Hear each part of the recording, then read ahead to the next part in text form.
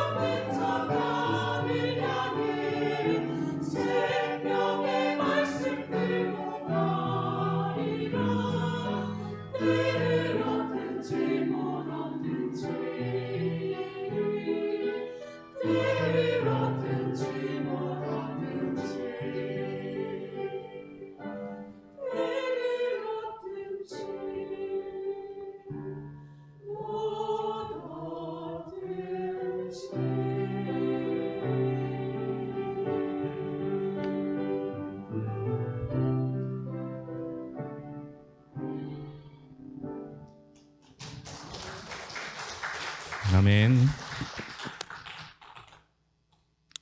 올 한 해 동안 수고 많이 하셨습니다. 특별히 사도행전을 통해서 하나씩 말씀을 배워가고 하나님의 역사하심을 발견하게 돼서 얼마나 감사한지 모릅니다. 요즘 저에게 끝나고 나서 이제 항상 말씀해 주시는 분들이 주신 말씀을 통해서 은혜 받은 부분을 얘기해 주는데 제가 꿈꾸는 교회를 만들어가는 것 같은 느낌이 듭니다. 모여서 남 얘기나 모여서 남 흉보는 거 말고 오늘 말씀, 매일매일 묵상한 말씀을 통해서 은혜 받은 걸 나누면 얼마나 좋을까라는 생각을 했는데 그런 교회가 되어가고 있는 것 같아서 얼마나 좋은지 모릅니다. 사도행전 1장부터 시작해서 이제 드디어 28장을 끝내게 됩니다. 우리의 생각대로라면 사도행전 28장은 바울이 로마로 도착하고 그곳에서 황제를 만나 황제에게 복음을 전하고 황제가 복음을 영접했더라 이러면 얼마나 좋겠습니까? 그죠? 그렇게 해피엔딩으로 끝나면 좋을 것 같지만 오늘 말씀은 그것보다 더 중요한 부분을 언급하고 있는 걸 보게 됩니다. 사실 저는 열린 결말 이런 제목으로 말씀을 전하고 싶었는데 오늘 핵심은 5절에 나와 있고요. 사실 저는 1절부터 많은 은혜를 누렸습니다. 1절 보겠습니다. 우리가 구조된 후에 안즉 그 섬은 멜리데라 하더라. 유라골로라고 하는 큰 광풍을 만납니다. 광풍을 만나서 2주 동안 표류를 하게 되죠. 당시에는 비상식량이 있는 것도 아니고 연락처가 있는 것도 아니고 연락할 방법이 있는 게 아니었으니까 말 그대로 2주 14일 동안 표류했습니다. 276명이나 되는 인원들이 14일이나 그 풍랑 가운데 먹지 못하고 자지 못하고 시달렸는데 그들이 구조되었습니다. 여러분 인생이 그렇습니다. 내가 계획하고 출발했지만 올 한 해도 여러분들이 계획하고 출발하셨겠지만 여러분들이 계획한 대로 되셨습니까? 인생이 내 마음대로 되지 않지 않습니까? 표류하는 인생입니다. 내 원래 계획과는 상관없이 의도치 않았던 길을 갈 때가 많습니다. 그렇게 가던 우리가 구조를 받게 된 겁니다. 우리의 인생은요, 예수님께 구조받은 인생입니다. 구조받았다고 하는 것은 내가 구조한 게 아니라 하나님께서 나를 구조해 주신 것입니다. 인생은 스스로 길을 찾고 구조하는 인생이 아니고 구조되는 인생, 구조받는 인생입니다. 그런데 이런 인생이 복된 인생이죠. 구조된 섬은 멜리데라고 하는 섬인데 이 섬의 본 뜻은 피난처라는 겁니다. 구조되어서 보니까 도착한 곳이 피난처였더라 이거예요. 우리가 멜리데라는 섬, 피난처라는 곳으로 목적지를 향하고 그 길로 간 게 아니라 도착해 보니 피난처였다라는 겁니다. 우리가 인생을 살면서 우리가 목적한 바가 아니에요. 그런데 하나님에 의해서 구조받고 나서 도착해 보니까 그곳이 피난처가 되었다라는 겁니다. 우리는 사도 바울을 굉장한 인물로 추앙하지만 사실 사도 바울이야말로 자기 나름대로의 계획, 자기의 꿈을 향해 걸어가다가 구조받은 인생입니다. 남을 죽이고 가두고 표류하다가 부활하신 주님을 만나서 구조된 인생입니다. 구조돼서 보니까 피난처였는데 그곳이 바로 예수 그리스도였던 것이죠. 우리도 사도행전을 읽으면서 내 자신이 누구인가를 바라봐야 합니다. 말 그대로 한 섬에 걸렸습니다. 여러분, 이것이 사도 바울의 인생이었습니다. 나도 표류하고 너도 표류했지만 우리 힘으로 할 수는 없지만 그러나 하나님을 믿으면 그 하나님이 우리를 구조하실 것이고 한 섬에 도착하게 하실 것입니다.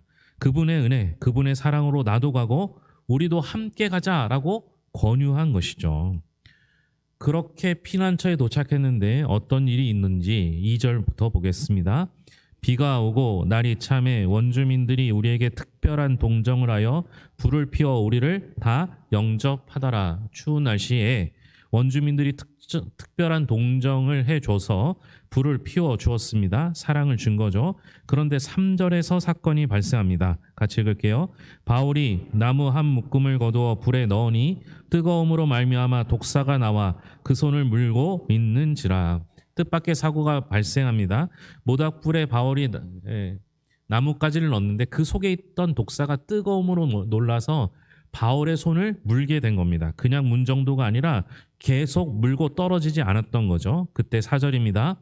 원주민들이 이 짐승이 그 손에 매달려 있음을 보고 서로 말하되 진실로 이 사람은 살인한 자로다. 바다에서는 구조를 받았으나 공의가 그를 살지 못하게 함이로다 하더니. 멜리데 섬의 사람들은 하나님을 모르기 때문에 그들의 모든 생각은 인과응보예요. 그러니까 뭔가 잘못했으니까 사고가 일어났겠지라고 생각한 겁니다. 그러니까 이 사람은 뱀에 물린 거 보니까 이 사람은 살인자나 죄인이구나. 그래서 죄수가 되었구나. 이렇게 판단한 것이죠. 우리도 그렇게 생각하잖아요. 누가 아프면 저 사람 죄를 지었을 거야. 갑자기 사고로 죽게 되면 저 사람 큰 잘못을 해서 천벌을 받은 거야 라고 생각하지 않습니까? 근데 여러분 그렇지 않다라는 거예요. 여러분 아프고 싶어서 아픈 사람, 죽고 싶어 죽은 사람이 어디 있겠습니까? 그거 우리의 잘못이 아닌 것이 훨씬 많습니다. 아픈 것도 사고를 만나는 것도 일을 만나는 것도 사건을 만나는 것도 우리 잘못이 아닐 때가 더 많습니다. 그러면 예수 믿는데 아프면 예수 믿는데 죽으면 뭐예요? 하나님을 모르면요. 거기에다 미신을 입혀요. 그래서 죄 때문에 그런 거라고 판단하고 그렇게 말함으로 인해서 다른 이들에게 큰 상처를 줍니다. 여러분 생각해 보시면요. 바울이 지금 독사에 물려있는 상태예요. 그러면 어떻게 해야 하겠습니까? 치료해 주든지 뱀을 떨어뜨리든지 아니면 도와주든지 그렇게 해야 하는데 지금 뭐 하고 있는 거예요? 손가락질하고 있으면서 저 사람 죄인이야 이렇게 판단해 버립니다. 그때 놀라운 일이 생기죠. 5절입니다. 바울이 그 짐승을 불에 떨어뜨림에 조금도 상함이 없더라. 이것이 복음입니다. 복음은요.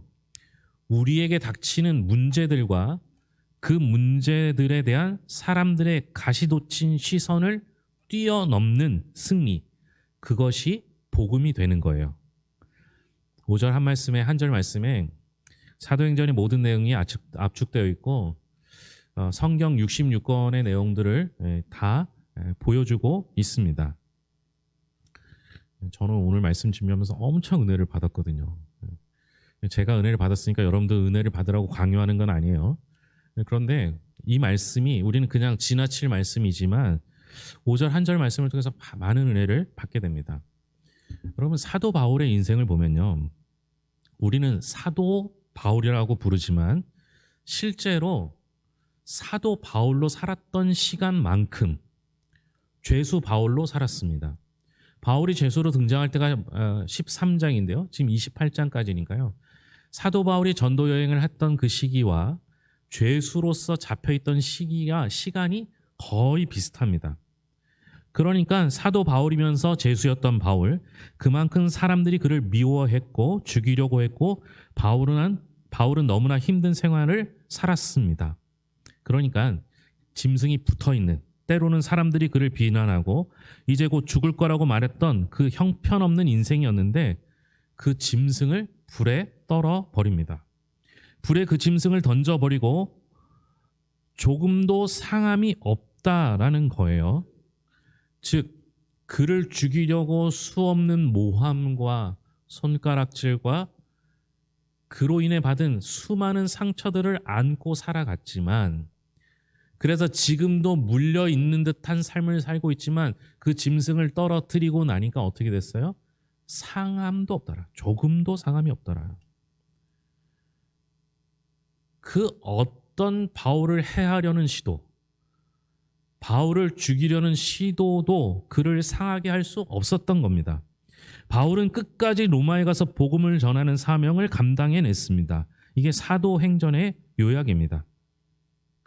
그러니까요, 여러분, 우리는 뱀에 물리고 이런 게 중요한 게 아니고요. 하나님의 말씀, 사명을 지키면요, 하나님께서 우리를 지켜주세요. 그걸 보여주는 사건이 이 사건이죠. 또 하나 재밌는 부분을 언급하자면 3절에서는 사도 바울이 뭐에 물렸다고 합니까? 독사에 물렸다고 하죠. 그런데 그 독사를 4절과 5절에는 다른 표현을 씁니다. 뭐라고 표현합니까? 짐승이라는 거예요. 왜 똑같은 독사를 3절은 독사로 4절과 5절은 짐승으로 표현했는가? 이 의미를 좀 알았으면 좋겠습니다.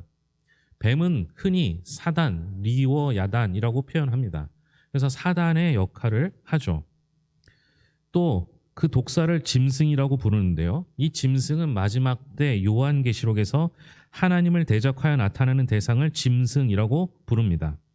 그러니까 이 독사와 짐승이 상징하는 바는 태초에 하나님께 대적했던 존재였고 마지막 때에 하나님에 의해 물리쳐야 되는 존재로서 짐승이 표현된 것입니다. 그 짐승, 그 뱀을 불에 떨어버리고 조금도 상함이 없게 된 것이죠. 이것이 뭘 보여주는 거냐면, 여러분 창세기 3장에서 아시죠? 아담과 하와가 범죄했을 때 뱀이 그를 유혹합니다. 그래서 뱀에게 하나님께서 벌을 내요.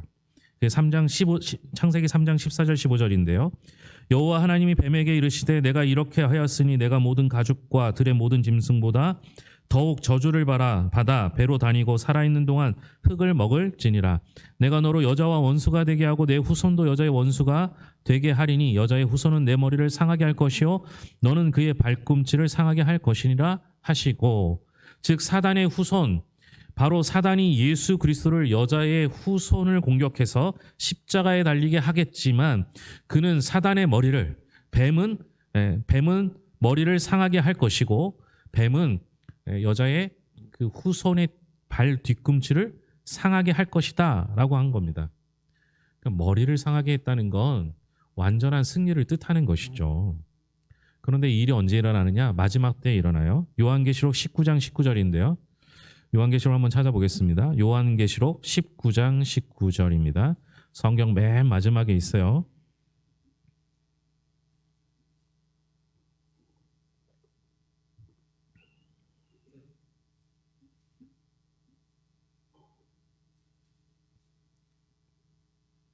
요한계시록 19장 19절 보시고 20절도 볼 거니까 덮지 마시기 바랍니다. 19장 19절 같이 읽겠습니다. 또 내가 봄에 그 짐승과 땅의 임금들과 그들의 군대들이 모여 그 말탄 자와 그의 군대와 더불어 전쟁을 일으키다가, 여기 짐승이 나오죠. 이 짐승은 데리온이라고 하는 존재인데요.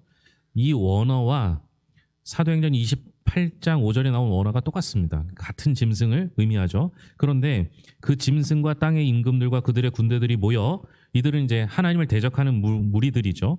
그들이 예수 그리스도와 더불어 전쟁을 일으킵니다. 그 다음 어떻게 됩니까? 20절입니다. 짐승이 잡히고 그 앞에서 표적을 행하던 거짓 선지자도 함께 잡혔으니 이는 짐승의 표를 받고 그의 우상에게 경배하는 자들을 표적으로 미혹하던 자라. 이들이 산채로 유황불 붙는 못에 던져지고. 마지막 때에요, 하나님을 대적하는 자들을 어떻게 하십니까? 유황불 못에 던져요. 사도행전 28장 5절에 바울이 자기에게 물었던 그 뱀을 불에 던져버리듯이 하나님을 대적하는 사단을 하나님께서 유황불못에 던져버려요. 같은 의미를 담고 있어요. 그러니까 사도행전을 통해서 처음에 어떻게 창조 때 하나님을 대적했던 뱀을 승리하게 하실지, 마지막 때 사단의 무리들을 유황불물에 던짐으로 승리하게 하실지를 보여주는 거예요.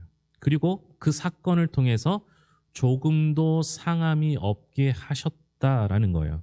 다시 말하면 우리가 주님께 맡은 사명을 감당하면서 복음을 전하면서 전진해 나갈 때 하나님께서는 우리에게 완전한 승리를 약속하셨다는 것을 보여주는 겁니다. 끝날에 우리가 승리가 보장되어 있다니까요. 여러분, 이게 은혜가 안 됩니까? 저는 막 이게 보면서 어젯밤에 막 심장이 막 요동치더라고. 아, 하나님께서 내게 승리를 보장해 주셨구나. 바울이 다른가 한 거 아니에요. 하나님의 일을 그냥 맡아서 그 일을 했을 뿐이에요. 바울이 보세요. 뱀에 물렸는데 어떠한 행동도 하지 않아요. 네? 오로지 불에 던져버리는 행동만 해요. 우리 같으면 기도도 하고 뭐 치료도 하고 그냥 던져버리는데 어떤 일이 벌어져요? 조금도 상함이 없더라. 여러분, 어떻게 조금도 상함이 없을 수 있습니까? 뱀에 물려 있었는데. 독이 퍼지지 않았다 할지라도 자국이라도 상처라도 남아야 되는데 조금도 상함이 없더라. 하나님의 일을 맡은 자에게는 하나님께서 반드시 조금도 상함이 없게 하시겠다라는 약속이 됩니다. 이것이 우리가 가야 할 최후의 모습인 것이죠. 마지막 때 우리가 최후의 승리를 얻기까지 우리가 가야 할 그 길입니다. 그래서 결국 어떻게 됩니까? 바울은 그 조금도 상함이 없는 것을 통해서 로마까지 가고 그곳에서 복음을 전하여 그 복음이 퍼져나가 유럽과 아시아, 미주까지 넘어 오늘날 한국에까지 와서 우리에게 복음이 전해졌고 우리가 예수 믿는 자로 구조된 자로 살고 있지 않습니까? 그래서 우리가 구조받은 인생이 되지 않았습니까? 주님께서 우리에게 약속하신 것이 무엇입니까? 그 복음 끝까지 붙들고 있으면 주님 앞에 서는 날 하나님께서 잘했다 칭찬하여 우리에게 완전한 승리를 약속해 주신 것입니다. 이게 누구에게 가능합니까? 믿는 자에게 가능합니다. 그렇게 됐을 때 비로소 복음이 될 수 있고 우리가 최후 승리를 거둘 수 있습니다. 그렇게 되었을 때 예수님도 그를 따르는 우리도 아무런 해도 없이 하나님과 함께 천국에서 복된 삶을 누릴 것을 지금 보여주는 것이 사도행전 28장 5절 말씀입니다. 그러니 우리가 만약 종말의 때를 기다리는 것이 아닙니다. 아무것도 하지 않고 종말의 때 시간을 기다리는 것이 아니라 적극적으로 복음 들고 나가서 그 복음 안에서 하나님의 능력을 경험하고 하나님께서 주시는 승리를 얻어야 합니다. 하나님께서는 우리 모두가 그렇게 되기를 소망하고 계십니다.